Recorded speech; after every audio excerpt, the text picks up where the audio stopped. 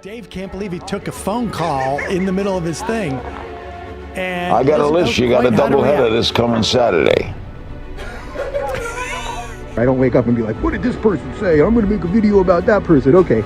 But I get a lot of these haters. All right, pause it. What I do is I wake up, make breakfast for the kids, make them lunch, walk down to work, and then I walk into the office and I go, Brendan, what's Dave Rubin doing today? Yeah. What are you two crazy bitches talking about? What are you talking about? You want to arrest people who are different than you politically?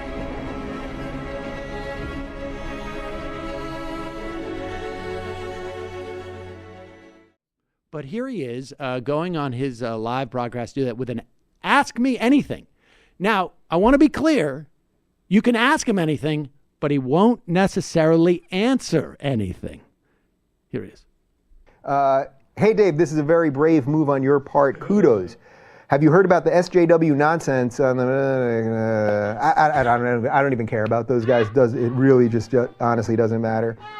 Viva la free speech. Good luck, Dave. Fuck you, Patreon. All right, I'm reading these live. Yeah.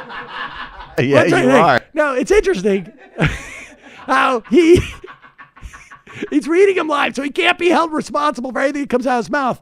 But he just showed us that he has the ability to ignore a question and read in advance as to what it's saying and not answer it. Why don't you just run to your safe space, Dave? No kidding. The old Now, but what was he talking about? Somebody said kudos, and have you heard about the SJW at the what? Sounds good so far. Oh yeah, we're gonna find out. Here is and who is this by? This is Brian McAllister. Brian McAllister. Apparently, it was his buddy who. Oh no, I don't know if it was his buddy. Oh, well, he was aware of what happened in this chat, and so play this. I don't have any lime or salt or anything. We'll figure that out. Hey, Dave, this is a very brave move on your part. Kudos. Have you heard about the SJW nonsense on the... Majority report. I don't even care about those guys. It really just honestly doesn't matter. Interesting.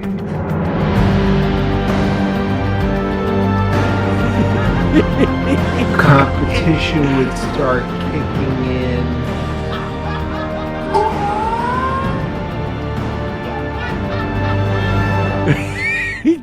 Oh man, I don't have any salt or anything. We'll figure that out.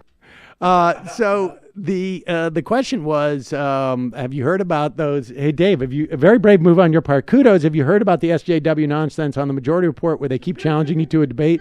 Should have Sam on and totally destroy him in the battle of ideas. Proceeds could go to charity.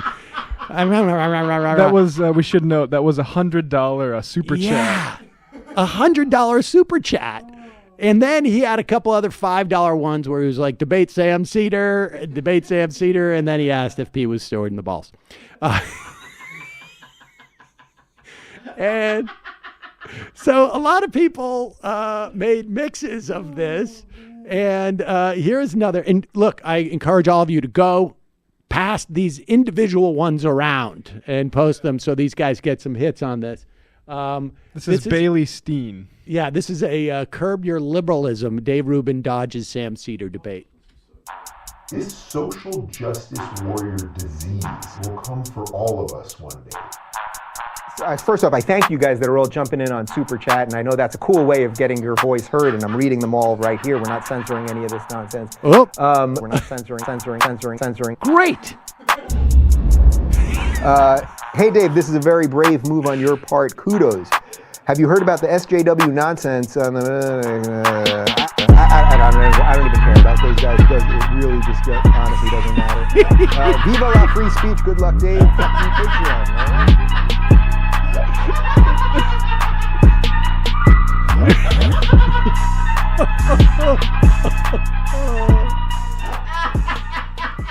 I hadn't seen that one. That was good. So just to set the scene, we come in on a clip of The View where Anna Navarro and Whoopi Goldberg are talking about how Tulsi Gabbard needs to be investigated for being a Russian asset. And Dave uses that as an opportunity for comedy. We brace yourselves judge it based on for that. this historic clip.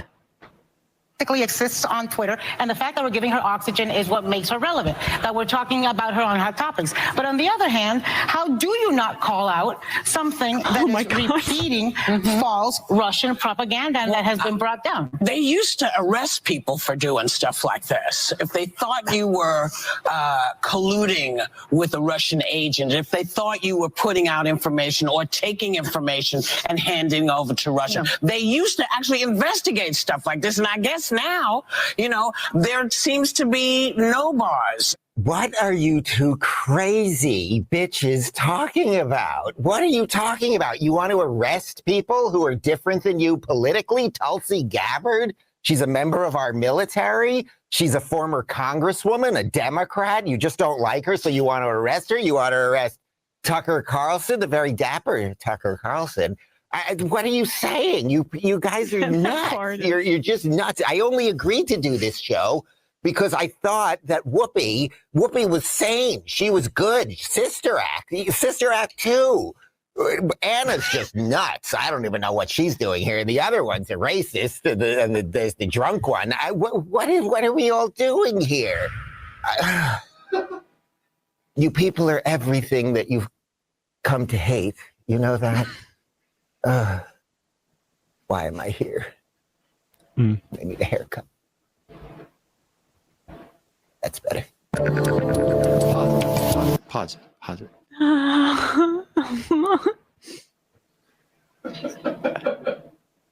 It's the second or third time I've watched that, and I am so mystified by that. Let's just be clear here, and we're gonna take it back to the beginning because we're gonna let it run through the whole thing. But I just want to let me just address the technical things first because this is the smallest thing in the world. When you do this type of thing, and we all have done this for decades, cut yourself into other shows who are in this type of line of work. You want to actually there's when you're editing, you want to you cut from reaction shot of Whoopi. Yeah, a reaction shot. You want to do that, and you also want to take some of the audio, the room tone from the other one, so that matches, so it doesn't look like you're. So you can't hear the cut as well as see it. Yeah, I mean, this is the type of thing that back when I would do with two VCRs and cutting back and forth between two VCRs before we had digital, that it would sound like that. But then the other thing you want to do is have a joke. And if you're doing, I think he thinks this is satire. What is really confusing about this is that he's playing a drunk conservative. Well, no, he's playing himself as a woman. This is a fantasy of if I could be a host on The View. Yeah, I think that's right. I thought it was doing like a McCain impression, but he doesn't reference her. And all of this is just stuff he already says. Hello there, I'm Dave Rubin. This is the Rubin Report direct message on. So impressed with myself. Keep going, please. Hello there, I'm Dave Rubin. This is the Rubin Report direct message on today, March 15th, 2022. We are live streaming on Rumble, YouTube, and Blaze TV. Although after that, we may not be live streaming on YouTube much longer. Yes, that was incredible. So edgy. Unearthed, unedited. Pause it for 1 second. Is he implying, does YouTube have some type of QC thing where if something's so jaw-droppingly unfunny that it gets pulled down? I thought maybe it was too close to Steven Crowder's intellectual property and that he was going to get a copyright strike. Yeah, that's. Do you think that's just an elaborate way for him to just kind of shoehorn I think Tucker Carlson's hot thing into the video? Have no idea. Again, the main joke seems to be this is a way for him to launder his true feelings about Yes, right. The point, if he was actually going to do a parody of it, his female character would be ramping up the we should execute Tulsi Gabbard or something like that, right? Being a part of the liberal craziness of The View. Yeah, throw in Guantanamo. That should be right. Yeah. Instead, it's just him in a wig with lipstick. And by the way, Tucker Carlson looks great. I think you're also forgetting the fact that he was also had a funny voice. The something like A wig down his forehead. But yeah, he thinks he crushed this. Oh, he thinks he crushed it. He is like, I can't even believe how great that was. Aren't we crazy? Oh my God. That was the cold open. That was the cold open to his show. You bitches, sir. You've become everything you ever hated. Wait, what? I mean, according to Dave Rubin, his mentor, his northern light has been Larry King. He has wanted to do a Larry King show, of course, without the phone calls, which was the staple of the Larry King show, because it would allow people to challenge him. And Larry King, of course, also did not just sort of randomly platform, horrendous people and claim that they were the mainstream, like cult leaders like Stefan Molyneux or cult-like leaders. How's that? I should correct myself. And say, we're sort of the center now. But aside from that, Larry King is his god. And was this live? This was live a couple days ago. This is live. And this happened. Basically, Larry King, I don't know.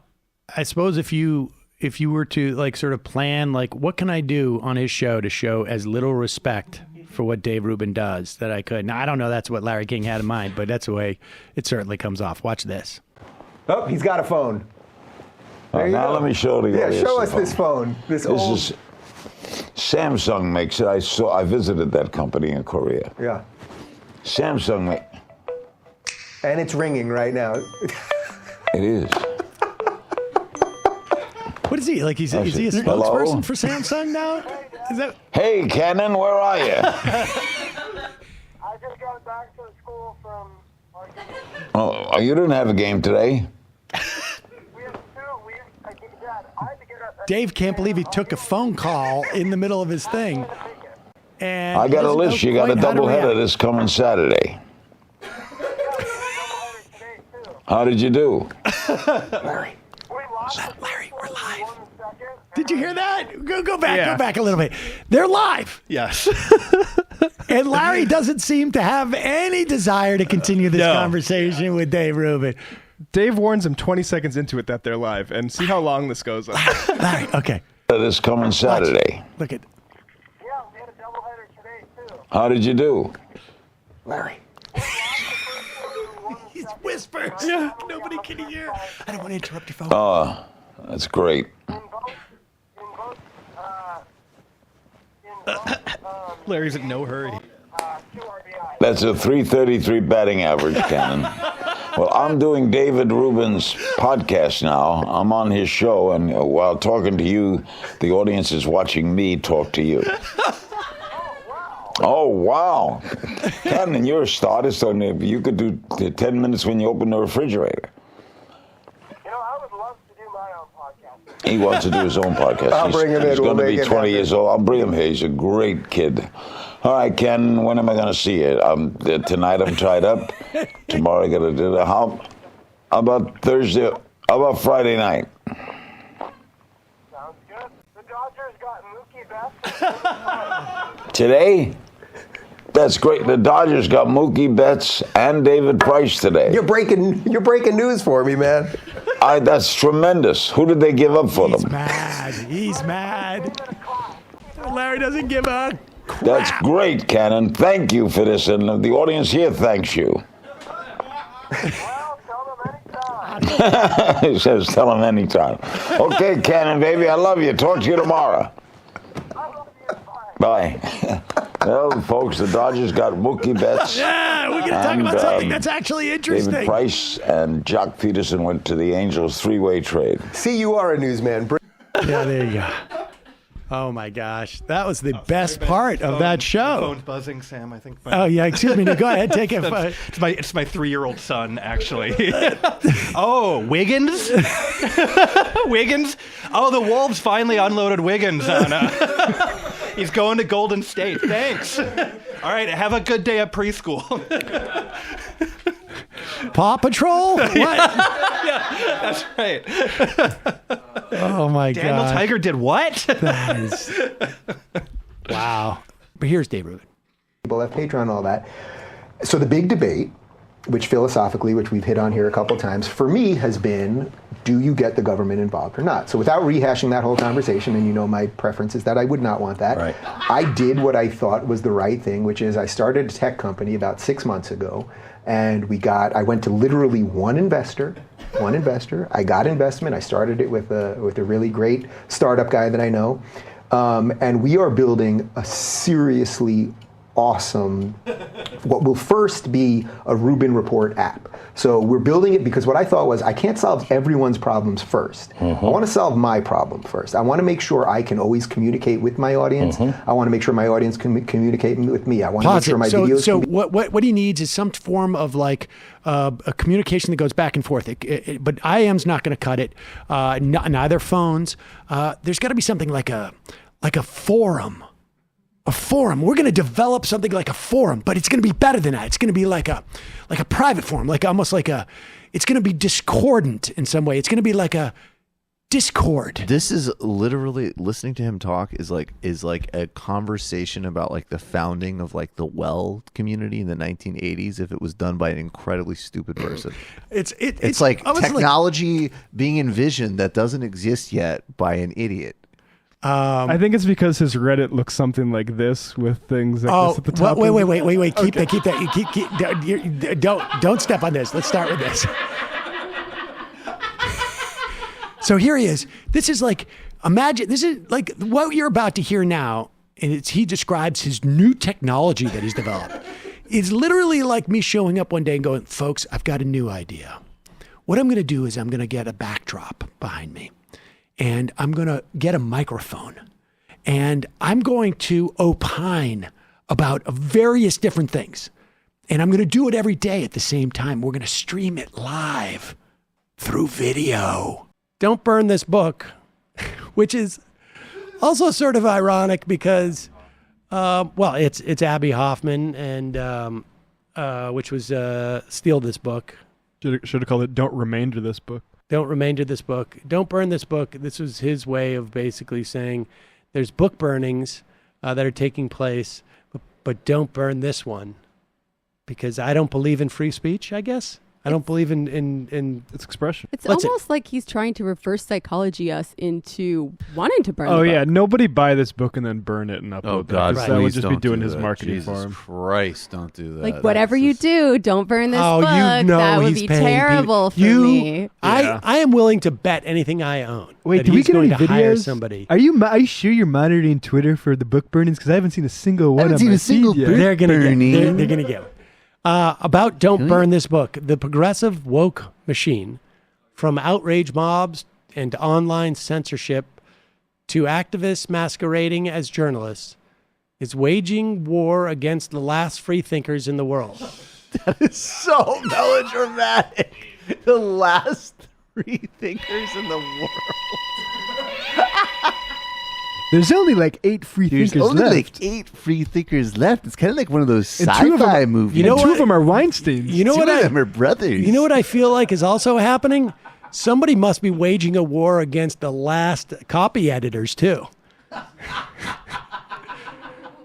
That is quite a sentence. This book is both an explanation of the current political upheaval and your guide to surviving it. It's a survival book. Is there more? Yeah. Oh, there's a little bit more. Here it is. It's oh wow, there's a lot here. Oh, we got to put this up there. Okay, and America and the West in general. The West in general is literally written in the copy. This is going to be genius. Yeah, the West in general is in the midst of an identity. I feel like I need music for this. Can we get some type of how about no, I don't feel like that. Yeah, this is pretty good. What do you got? Okay. America and the West in general is in the midst of an identity crisis. that's headed towards an outright revolution. The progressive left, once the advocates of free expression and individual autonomy, now undermine these values at every turn. The uncomfortable truth has turned moderates and true liberals into the politically homeless class. In response, Dave Rubin launched his political talk show, The Rubin Report, in 2015 as a laboratory for anyone trying to make sense of our shifting political landscape. The landscape is shifting. He discusses landscape the most is different controversial now. issues of the day with people he both agrees and disagrees with. Yeah. Including those who have been dismissed, deplatformed, and even despised before Sometimes they've had I- a chance to speak for themselves. Sometimes I change video titles too. Based on his own story as well as his experiences from the front lines of the free speech wars, this book will inspire you to make up your own mind about what you believe on any issue and show you how to check your facts, not your privilege. No matter your gender, economic class, or level of education, you're still allowed to have opinions. For now, Rubin separates facts from feelings, dispelling today's most pervasive myths like the wage gap, gun violence, racism, affirmative action, climate change, hate crimes, and more. You can't give it all away. Affirmative action doesn't even go in that list. But wait a second. If What are we're- the if we're using the logic of this paragraph? But I'm not even sure what this means. Dispelling today's most pervasive myths. He's saying those things aren't real. The wage gap is a pervasive myth. Gun violence is a pervasive myth. Racism is a pervasive myth. Affirmative action, that doesn't even exist. Affirmative I'm action's sure a that's what you myth. meant to say. Exactly. Climate change doesn't exist. Oh, here Hate we crimes doesn't, and more doesn't exist. And more. Learn to stand your ground. My husband did a lot of negotiations with the Koch brothers to have the climate change. Stand chapter your in ground there. is one of those phrases that, as a liberal, I love to use. Here's Dave Rubin taking a walk to clear his head now that he's been criticized, and very upset that none of his friends have contacted him. This is sort of sad. On everybody. Okay, so first off, all right, wow, we got over 400 already. Jeez, this thing's flying. Okay, cool. So first off, I would just like to say I'm having a perfectly lovely day, despite what you might be seeing on Twitter. I just got my hair cut. I'm not mad. I'm having a protein shake. It's a mint chocolate something. It's really good. Whey protein, really nice. Don't want to get hit by a Pause car it. while Let me just tell you something about when I'm having a really good day. When I'm having a really good day, let me tell you what I don't do. Go on and do a streaming video for 12 minutes talking about everybody's being mean to me. Go ahead. good. Whey protein, really nice. Don't want to get hit by a car while I'm walking here. You sure about that? And, you know, I got into some Twitter nonsense this morning, and it's so... it's just gross. It's all just gross. So for those of you that aren't playing along on Twitter, God bless you, and you're probably living your best life. But basically, Quillette, which is run by Claire Lehman, who's a former guest of mine, who has been very friendly and nice to me on Pause my it. show. What And does a former guest mean? Oh, he's not going to have him back on? Have her back on? I think that's the implication. So much about ideas. Okay, good. in all of our private exchanges, has done about 4 hit pieces on me recently, where they're really trying to single me out of the IDW crew, that I'm somehow the worst because I sit down and talk to some people that they don't like, and I talk to these people on the right, and I don't question them exactly as they want, and all of these things.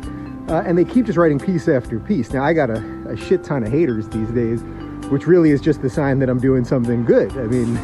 You know, I got news for you. Just because people don't like you does not mean you're doing something good. Sometimes people just don't like you. I'm going to apply this to ISIS. Right. Exactly. And, you know, a lot of people complain about ISIS.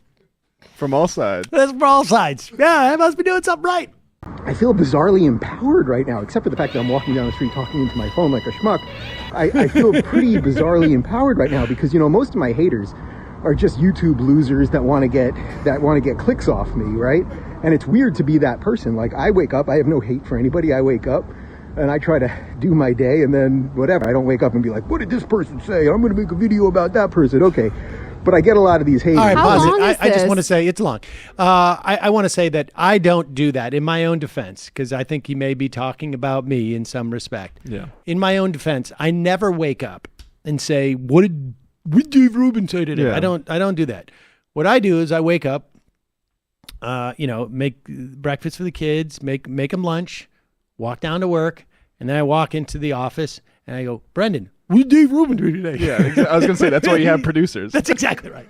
Here's Dave Rubin on Dating Talk. And the best part about this is how he tries to make the case that I'm a horrible person by treating someone who dared to bring up my name as a horrible person. It's so funny. What's up? Wait, do you do like debates or conversations on your thing? Yeah. Would you ever debate Sam Seder? No, he's a horrible, horrible human being. No, You wouldn't debate him? No. But you're into like open exchange of ideas and stuff, right? No, he's a trash human being. Why? No, because he's done Shots like fired. 1,000 videos about me that are all nonsense. I've never even talked about him. What a boring way to, not boring, what an unfortunate way to have me walk off. No, he's like a really terrible person. I didn't get into the internet to like just endlessly destroy everybody and everything else. I like talking to people that I can have enlightened conversations with. And like some people just want endless destruction for I think you should for give the Sam a chance. I purposes. think you guys would have a really good conversation. Yeah. Oh, you're a troll. I knew something was up with you this whole No, time. I'm not. I genuinely think that with Sam you would have a great conversation. No. I couldn't quite figure it out with you, but all right, you don't get the book. You guys get the book. Oh, wow. Handsome. Okay, Dave. Thanks for coming, man. Yeah, you got it. What was that tone of us? Yeah, I don't know. That guy's just a bad I'm guy. trying to sound like I'm not like losing my mind. And he's so seething. He's seething so much about it that he can't help himself but look incredibly petty with this young woman who's just had a simple question. I mean, it wasn't so mean. She didn't say anything bad about him. She said, "You're not getting a book. You're a troll." Anybody who knows anything about building knows why you have building codes. Maybe anybody who's bought a house too would probably know. Anybody who watched Homes on Homes? Rented an apartment? Yes. Rented an apartment, been in a building, Yeah. walked inside of, or as referenced in this. Now, clip, here's the thing about been this to a country where there are not tough building code regulations. Right. Is another or way. read about countries where there's Or not read, tough. or like seen the first something thing on you TV. read. Well, all right, let's play the clip. Just generally, what problem would you, everything you're building here right now, right?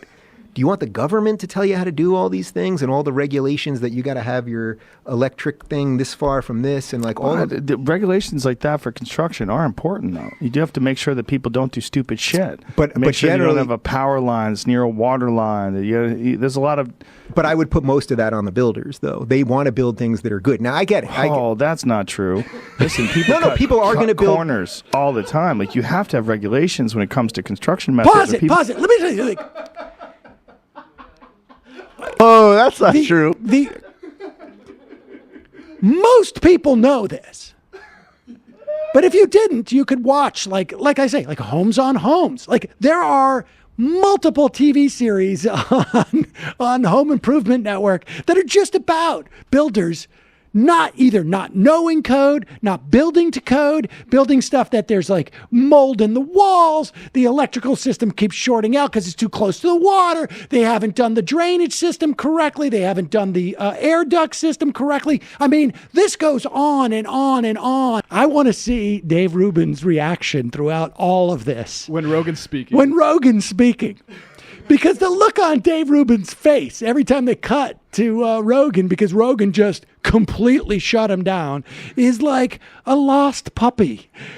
A lost puppy that realizes he's drowning and is trying to sell a lot more salvage sympathetic. himself.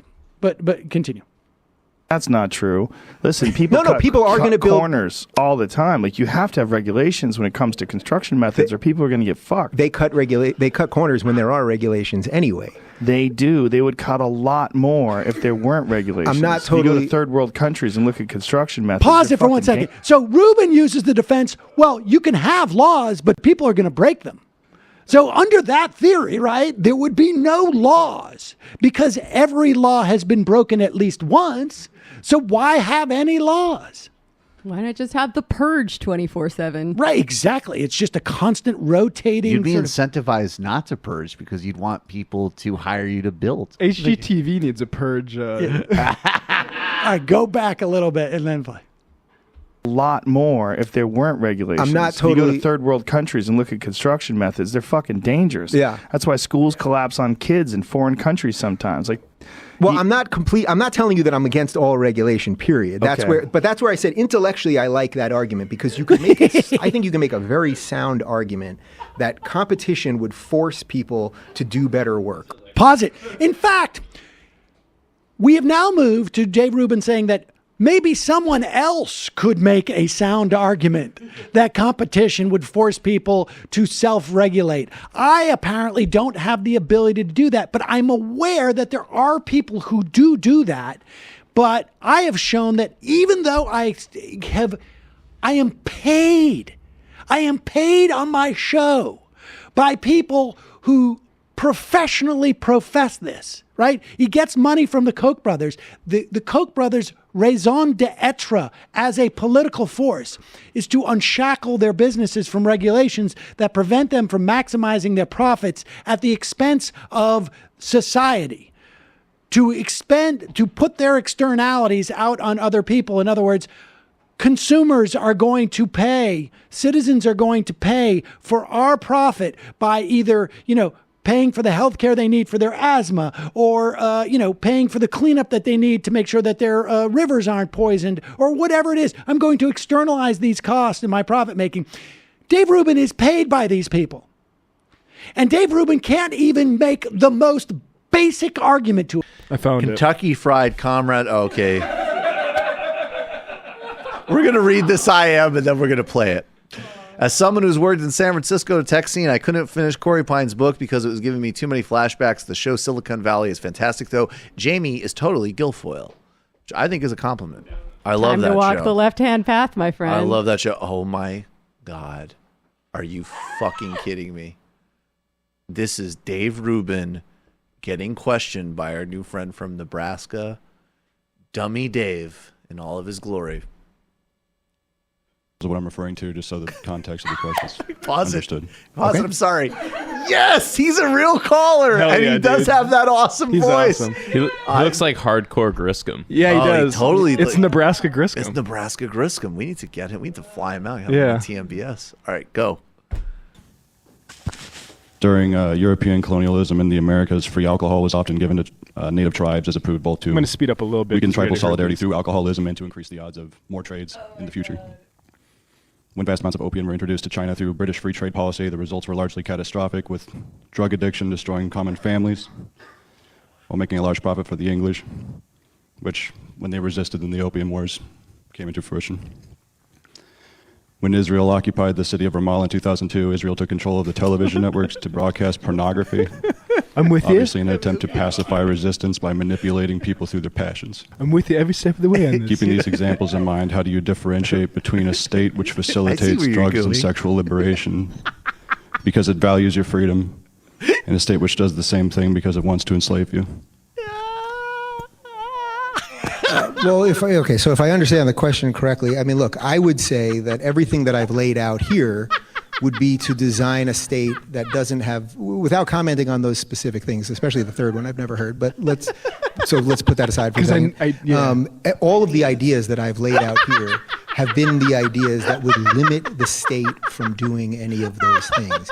In a truly free society that is actually based on liberty and individual laws and limited property and all of those things, or personal property and all of those things, the state would not be powerful enough to do any of those horrific things. And this is sort of the negotiation. I don't think this it's is the quite- negotiation that everyone has to take. So it's like right now, I would say to someone on the left, if you hate Trump, the argument isn't we have to impeach him or he's Hitler or any of those things. What you should be doing is actually fighting for the principles of limited government so that the guy that you think is evil, who might Pause it. go to war. It's so awesome because you know that like somebody sent him an email 3 days ago, just like, oh my god, that's a jujitsu. That's by your logic. That's the Evan McMullen move. That's the Evan McMullen move, right there. Or who might enslave people or any of those things. What you would want to do is roll back the power on that person.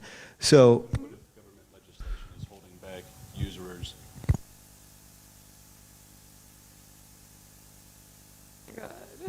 Yeah, looks like well, but I'm just not sure what the question is. I'm not for any of those things. I would be against the state doing any of those things. Allowing usurers, allowing a lack of legislation, allowing users or allowing pornographers to run as they see fit. Why is that good for human liberty? It's a little bit of a confusing question. I would be for letting people make as many decisions on their own within the confines of the law. So it would be illegal, and like right now it's illegal. You can't just bring. So yeah, Rubin just my can't God. hang. He just Stay literally, gold, Dave. I Don't love ever it. change. It's so great because that is like such a good sneaky college question because you're basically saying like, here's like our contradictory examples that undermine your like. That's just something that, you know, at the very least, if you're going to go around the country propagandizing for your libertarian nonsense Right. and corporate feudalism, you should at least have some basic spin ready for an answer like that. Yeah. Because it sounds really intimidating, but you should have some like you could just totally ride on. Well, I never said mandate any. Like you could have. I mean, there's so many. But I love it. It's just think I know that this is beyond my capacity to understand, and I don't like it. If my initial word salad doesn't work, I'm done. Go talk to some. They do exist, and they do things like watch movies, travel, and eat ethnic food. You know, regular people things. You know what I found out? The right, much more than the left, believes in the notion of live and let live. Ladies and gentlemen, is the true definition of tolerance. So now we'll put some up this. I don't know if you might need Emma to write. Yeah, this is it's true, all of it. They have one child that's expected in August and another in October. Dave, they're getting 2 kids? Yes. Yeah. Holy cow. And Dave is looking embarrassed in the second photo. So like, I don't think he's looking embarrassed. I think he realizes like, oh my God, 2 kids. I mean, so yeah, they announced this. Like Dave did the first part of the direct message announcing this. Like the first 20 minutes are him announcing show dates, and then I think anybody who got through that, he did this bigger announcement. Okay, so now we have one of the top replies. Conservative Mark Dice. This is horrifying. Buying women's eggs and then renting other women's wombs to grow their children who will be deprived of their mothers, instead forced to be raised by 2 gay men as theirs. Any Christian or conservative congratulating them is just as bad as Marxists. This is 900 retweets. Yeah. That got a lot of likes and retweets. And Really? So they really are going. I thought that these people would find a way to accept anybody so that they could prove that they're not anti-gay. Yeah, you know what I obviously. mean? Yeah, no. Keep But they going. don't I mean, care. it's just unbelievable. It's relentless. Milo Yiannopoulos, disgusting. They should both be executed. And we will maybe show the change.org petition that apparently Milo is pushing. What was that? What Trying was to get that? him. They kicked want off. him. Oh my God. Milo wanted them. Oh God, I can't even Canceled believe this. almost. How does this help us with the culture wars? Is Dave Riley? Win the culture war, I felt sorry for the kids.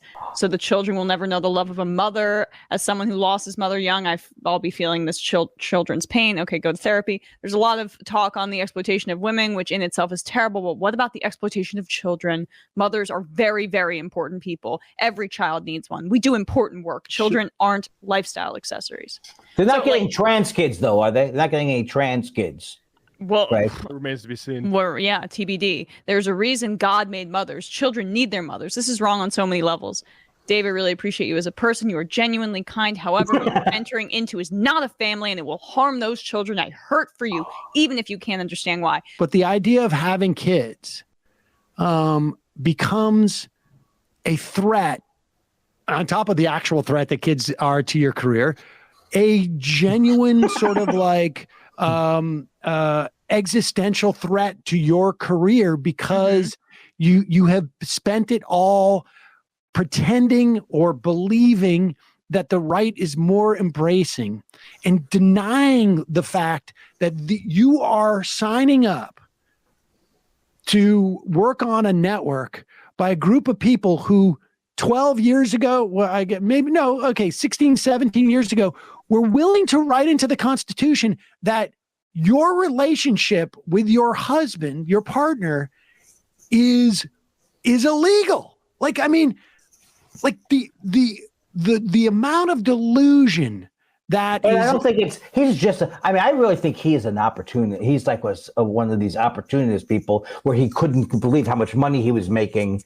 And but I mean, I'm maybe giving him too much credit that he doesn't even think that far into it. But then it's the chickens coming home to roost. It's the bigoted chickens coming home to roost for Dave. I don't feel badly for him. And I mean, What's I he felt gonna a little do, though? badly when I went to the change.org petition and I read the comments, and all of the top comments used the F slur about him. I did feel a little badly for a second there, but They called him Fox News. Yeah. All right. But what is he going to do though? What do you think he'll do about this? I think he's just going to go. I think he's going to. My guess would be that he's going to I think like the comedy was maybe part of it. Like maybe I need to pivot to comedy, but I think the other thing is he could just end up becoming more, trying to become even more right wing as a way of sort of like some type of trade off. We know that the specter of reparations is the source of all evil in our society right now. And with this hanging over us, not climate change or anything else, like reparations and free speech on college campuses continue to be the most pressing issues in America today. Historical restitution for racism and college. Marianne Williamson. So first of all, this issue of atonement. I am a faith leader. This is what I've done for 35 years. So when I was doing ritualized apologies from white people to black, there is turbulence. There's turbulence under the waterline. You know, if you go to Germany, have you ever been to Germany? No. If you went to Germany 30 years ago, you really felt all the Holocaust guilt. And it's amazing how much has been flushed out now because the generations that did the right thing. And that war was over in 1945. Civil War was over in 1865, and we are still at the effect of this underlying stuff that we move on from one generation to another. But so do you when think you there's apologize, I'm sorry. Well, do you think there's a little bit of a risk in sort of, I mean, a couple of times you're referencing the genocide of the Jews to slavery. Seems like a little bit of a slippery slope there, no? I don't even know how we can say that, actually, and I say that as a Jew.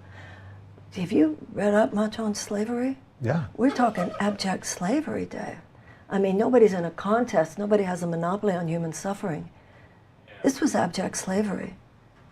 And also, if you started slavery in 1619 and you had 2.5 years, 2.5 centuries, and then at the end, there were 4 to 5 million enslaved people, do you realize generation after generation how many millions of people we're talking about?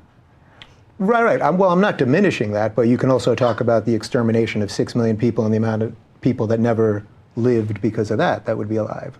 Or your ancestors from Russia who were never given anything and came here. Well, wait a minute.